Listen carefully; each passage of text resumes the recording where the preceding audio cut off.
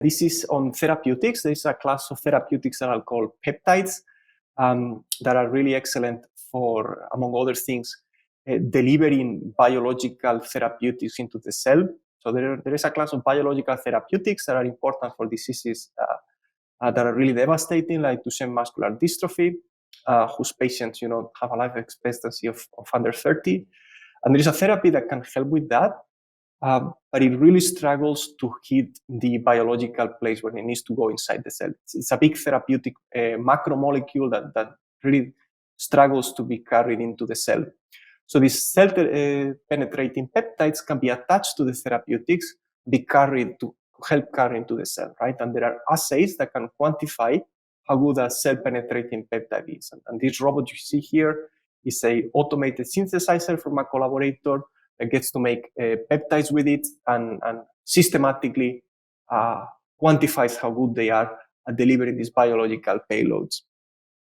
So this is a design problem that essentially needs to explore the combinations of 20 amino acids, so maybe a few more than 20 if we're allowed to use artificial chemistries, which in our case we are, to find the optimal, the most performing one, right? So we need to have this combinatorial space of 20 to the length of the peptide, which can be 30, 40, 50.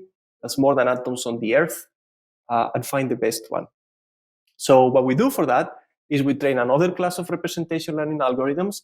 Here we leverage the sequential nature of the peptide with a 1D convolution, and then we created one encodings for each monomer based on their chemoinformatics fingerprint, based on this traditional, right? Here we're not doing representation learning end-to-end because we don't have enough data.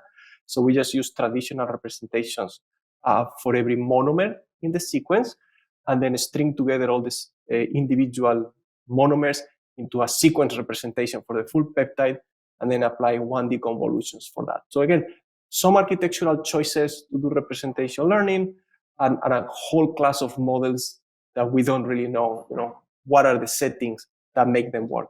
And in this case, you can see that histogram to the top right. Every peptide we invented with this algorithm was better than the best in the training data.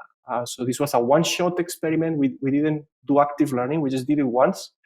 And out of the 14 we predicted, 2 were negative controls, and 12 were better than the best that had been ever made, based on this ability to learn over macromolecular representations.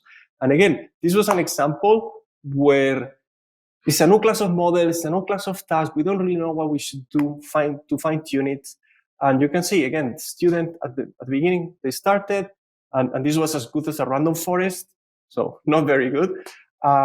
And through just, taking a step back and letting the machine run and tell us, automatically iterate over the experiments we should be running, we were able to hit the state of the art and to predict better than any other model.